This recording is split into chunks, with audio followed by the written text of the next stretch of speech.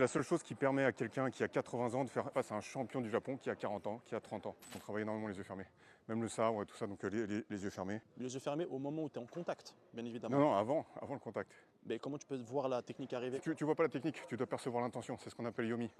Tu as une histoire très célèbre, le maître Yagyu, un maître de sabre. Et il est en train de se balader dans son jardin avec son domestique lui porte son sabre. Et puis à un moment, il est là, ça va pas, il tourne sur lui-même, il est un peu énervé. Et son disciple, il dit, maître, que se passe-t-il? Il dit, toute ma vie, je me suis entraîné à percevoir le saki, l'intention meurtrière.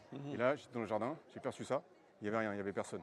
Et là, le disciple se jette à terre, se confond d'excuses, dit « Je suis vraiment désolé, je me suis dit à ce moment-là, quand vous étiez dans le jardin, je portais votre sabre, que se passerait-il si je l'attaquais à ce moment-là » Et c'est ça qu'il a perçu. D'accord. Le yomi, c'est la seule chose qui permet à quelqu'un qui a 80 ans de faire face à un champion du Japon qui a 40 ans, qui a 30 ans. Parce qu'il perçoit l'intention avant.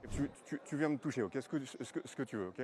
Je laisse venir et j'essaie vraiment de percevoir ce qui est en train d'arriver. Et dans le moment